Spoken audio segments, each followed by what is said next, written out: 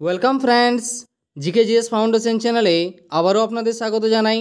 তো আজকে আমি আপনাদের জন্য ঝাড়খণ্ড কারেন্ট অ্যাফেয়ার্স 2024 নিয়ে এসে হাজির হয়েছি এবং এই ভিডিওটি যারা জেটেট দিতে চলেছ তাদের জন্য এবং যারা ঝাড়খণ্ডের অন্যান্য প্রতিযোগিতামূলক পরীক্ষাগুলো দিচ্ছ তাদের জন্য খুবই গুরুত্বপূর্ণ। বিশেষত যারা ঝাড়খণ্ড টেট অর্থাৎ জেটেট 2024-এর প্রিপারেশন নিচ্ছ তাদের জন্য এই ভিডিওটি কিন্তু খুবই গুরুত্বপূর্ণ হতে চলেছে।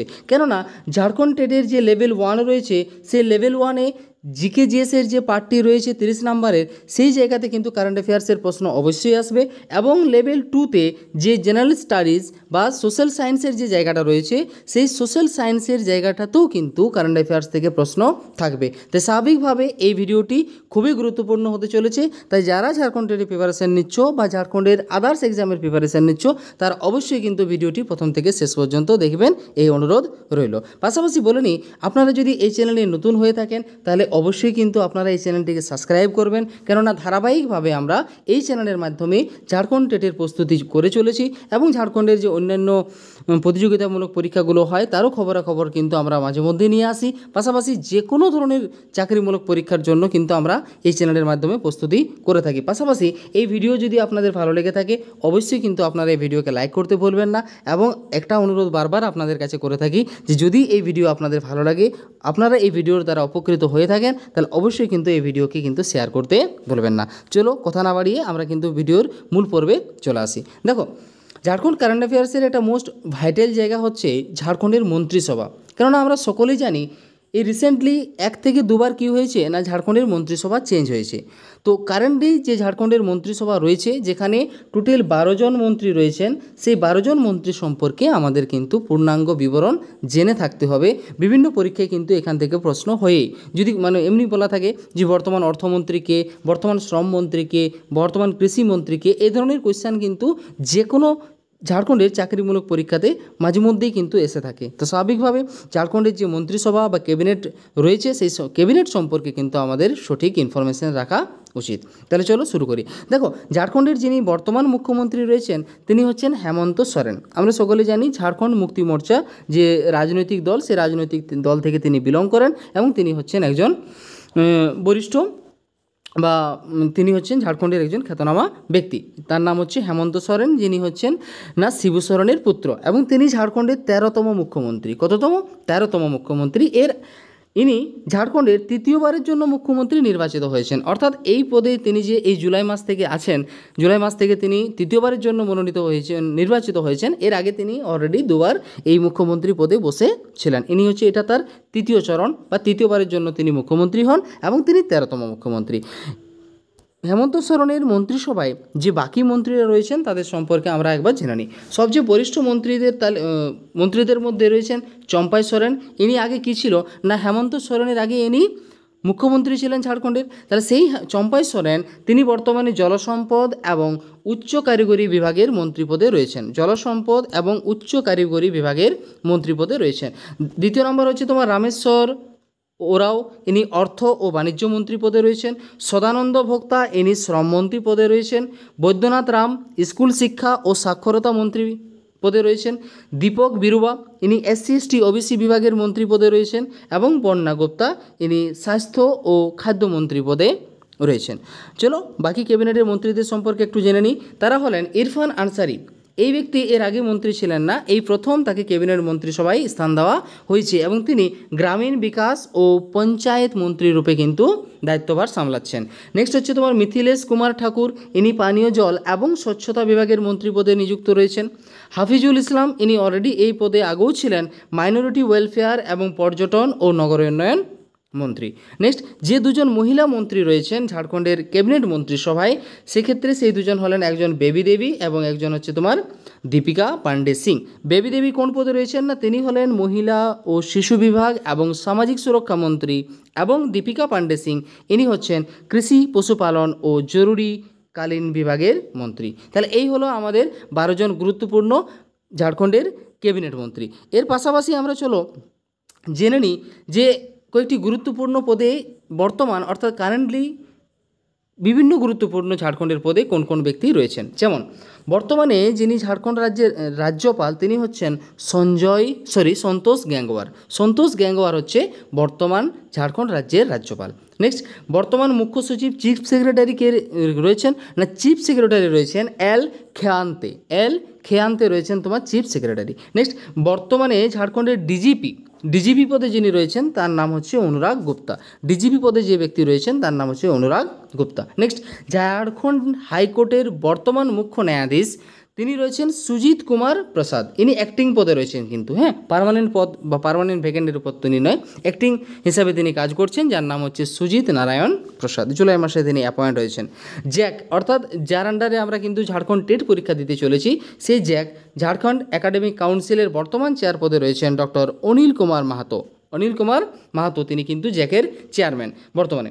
আবার জেএসএসসির বর্তমান চেয়ারম্যান, জেএসএসসির পুরো নাম হচ্ছে ঝাড়খণ্ড স্টাফ সিলেকশন কমিশন, এর বর্তমান চেয়ারম্যান রয়েছেন শ্রী প্রশান্ত কুমার। আমাদের যে ঝাড়খণ্ড টেটের পরবর্তী যে মেন এক্সামটি হবে সেটি কিন্তু কন্ডাক্ট করবে কে না জেএসএসসি কন্ডাক্ট করবে, ঠিক আছে না। নেক্সট, ঝাড়খণ্ডের পিএসসি অর্থাৎ জেপিএসসি, ঝাড়খণ্ড পিএসসির যে বর্তমান চেয়ারম্যান তার নাম হচ্ছে মেরি নীলাম খাট্টে রয়েছেন এই পদে। নেক্সট, আমরা চলে আসি ঝাড়খণ্ডের সমসাময়িক কয়েকটি গুরুত্বপূর্ণ তথ্য, যেগুলো কিন্তু আমাদের আপকামিং পরীক্ষার জন্য খুবই মনোযোগ দিয়ে জেনে রাখা দরকার। যদি প্রয়োজন হয় আপনারা পেন পেন্সিল নিয়ে এগুলো নোট করে নেবেন, না হলে প্রয়োজন হলে আপনারা অবশ্যই কিন্তু স্ক্রিনশট নিয়ে লিখে নিতে পারেন, ঠিক আছে না। তাহলে চলো শুরু করি আমরা। দেখো, সম্প্রতি ঝাড়খণ্ডের বীর শহীদ পদে কী পদে না বীর শহীদ পদে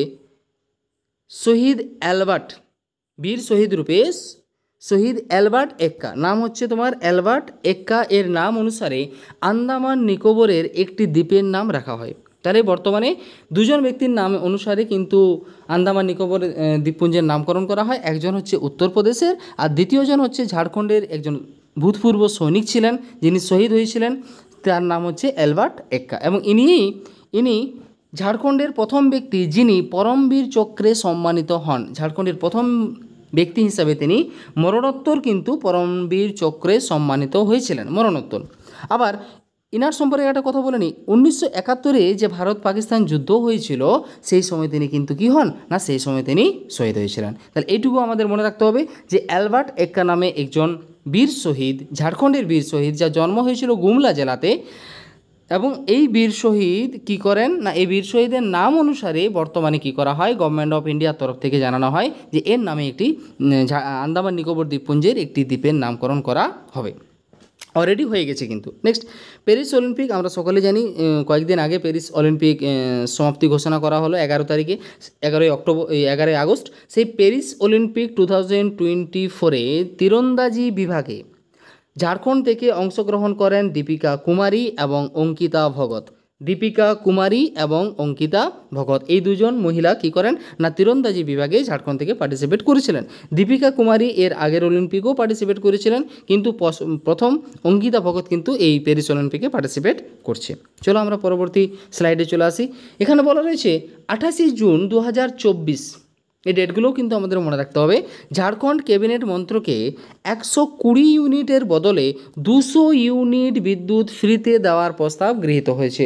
অর্থাৎ সেখানকার রাজ্য সরকার বা রাজ্য ক্যাবিনেট কী করেছে না 125 ইউনিটের বদলে, আগে 125 ইউনিট ফ্রি দেওয়া হচ্ছিল, এখন ম্যাক্সিমাম 200 ইউনিট পর্যন্ত বিদ্যুতের ফি মুকুব করে দেওয়া হলো বা বিদ্যুৎ সম্পূর্ণ ফ্রিতে প্রোভাইড করা কিন্তু শুরু হলো।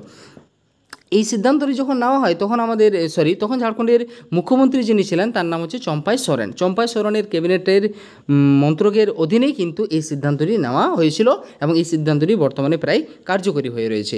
নেক্সট, ভারতবর্ষের মধ্যে ক্ষেত্রফলের বিচারে বৃহত্তম হাইকোর্টটি হলো ঝাড়খণ্ডের হাইকোর্ট। খুবই গুরুত্বপূর্ণ। আমাদের ভারতবর্ষে যতগুলি হাইকোর্ট রয়েছে তার মধ্যে সবচেয়ে আয়তনের দিক থেকে অর্থাৎ ক্ষেত্রফলের দিক থেকে সবচেয়ে বৃহত্তম হাইকোর্টটি হলো ঝাড়খণ্ড হাইকোর্ট। এবং এই ঝাড়খণ্ড হাইকোর্ট প্রায় 165 একর এলাকা জুড়ে কিন্তু গড়ে উঠেছে। 165 একর এলাকা জুড়ে গড়ে উঠেছে এবং এই হাইকোর্টটি নির্মাণে খরচ হয়েছে 550 কোটি টাকা। 550 কোটি টাকা কিন্তু এই হাইকোর্ট নির্মাণে খরচ হয়েছে। পাশাপাশি এর একটা ইনফরমেশন বলে নিই যে ঝাড়খণ্ড হাইকোর্টে যে বিদ্যুতের প্রয়োজন তার 60% সোলার এনার্জি থেকে আসে।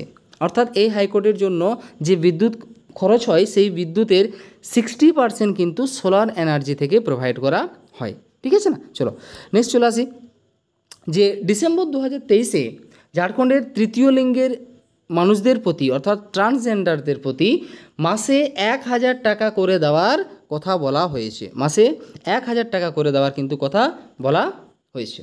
আবার ডিসেম্বর 2023-এ ঝাড়খণ্ড সরকার মিড ডে মিল স্কিমে 41 কোটি টাকা ব্যয় করার কথা ঘোষণা করে।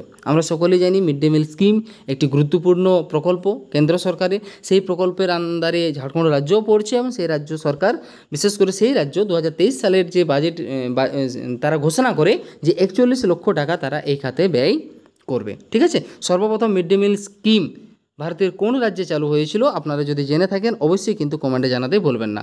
ভারতের কোন রাজ্যে সর্বপ্রথম মিড ডে মিল স্কিম চালু হয়? আপনাদের উত্তরের অপেক্ষায় কিন্তু আমি থাকলাম। চলো নেক্সট চলে আসি।